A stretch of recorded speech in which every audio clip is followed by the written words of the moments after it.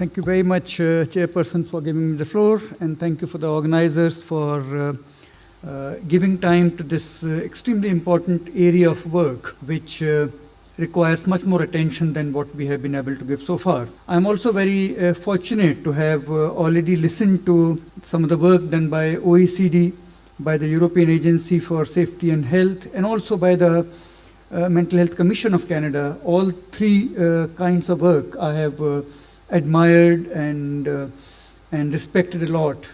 And I think we have a lot to learn from some of these experiences. As the chairperson pointed out, the work that I'm presenting is not done in my capacity as a staff of WHO, but in my capacity as one of the chairs for the World Economic Forum Agenda Council on Mental Health, which 2 years back decided to focus its attention during these 2 years on the very specific topic of mental health in workplace, which actually was very appropriate because the World Economic Forum is a leader for businesses.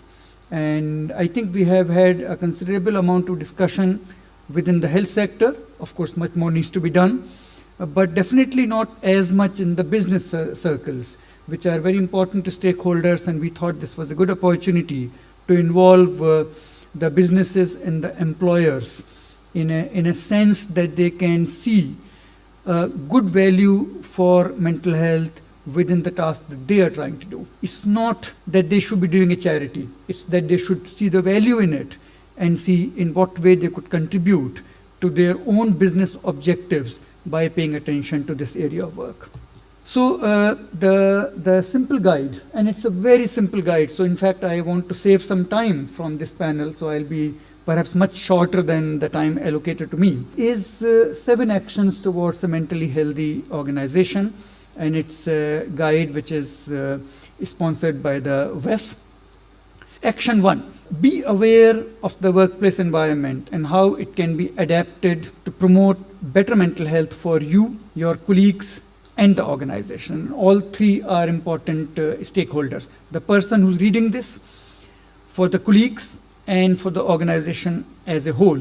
And so the action 1 is you need to be aware that a better environment can be definitely for promoting for mental health for at all these 3 levels. And the specific actions within the action 1 are to understand the benefits of a mentally healthy work environment, a better understanding of the landscape from stress to mental illness. And I think this is an important point because within the workplace, there could be day-to-day stresses, which in many cases are actually healthy and adaptive. If we had no stress, we'll perhaps not get up in the morning. We need some kind of stress to be active. And the other spectrum is of a severe mental illness. In fact, the earlier presentation talking about the green to the yellow to the red zone perhaps is a very good example of saying what is the large spectrum of problems within the workplace, also for individuals, and to understand how to intervene to create a healthy workplace. So these are the 3 elements to action 1. Action 2 is to learn from the motivations of organization leaders and employers who have taken action. So our message here is you're not the first one. People have been thinking about it and people have been doing things that you might learn from, which includes protecting the mental health and well-being of employees.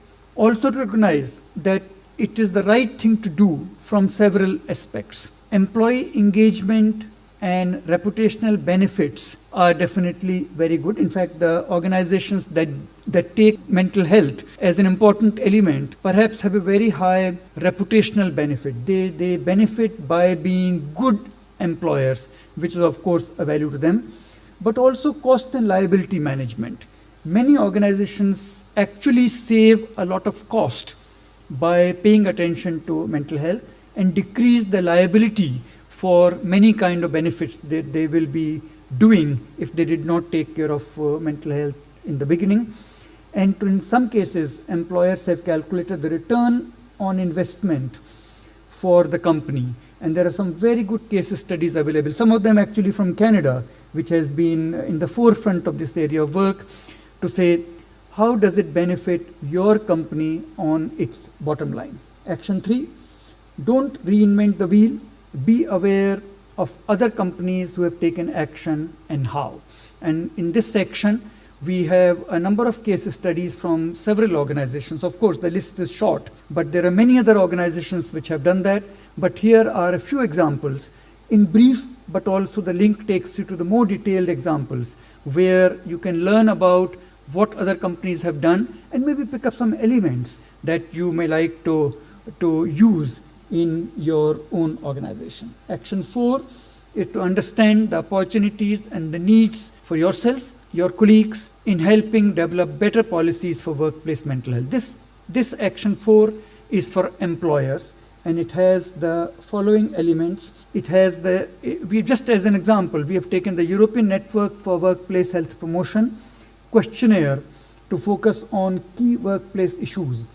This is not the only one, but it's a reasonably good one which focuses your attention on the key issues and helps you to guide about where to pay more attention in your organization.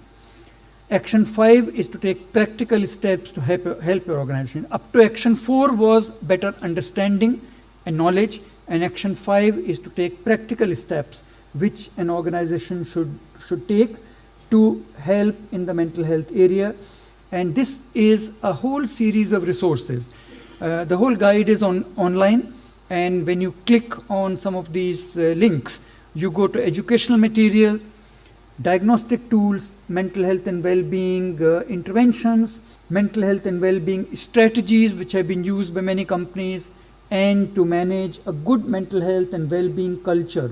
For example, for stress management, for anti-bullying, and also for other engagements within the workplace. So this is a series of links which help you to see what exists. I'll again like to emphasize that these are not the only things which exist, but this is a reasonable collection of things that one can look at. Action 6 is find out where to go if you or one of your colleagues needs help. This is for employees. If you have a problem, or if one of your colleagues you think has a problem, then these are the places to go to.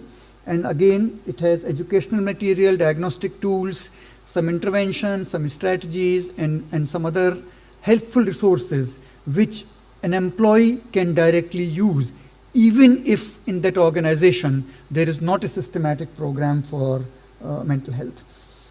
And finally, Action 7, get started. And here is a simple guide about what employers as well as employees can do. I would like to emphasize that 2 years of work was perhaps just not enough to do a perfect job, and this by any means is not a perfect job.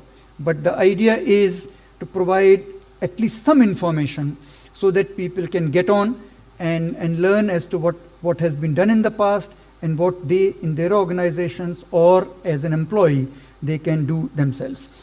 As I was saying earlier, there is a lot to learn from other organizations, other agencies, including intergovernmental ones, and I think here could be a very good starting point to go forward and provide the kind of attention and strategies that all of us need in this area of work. Thank you very much.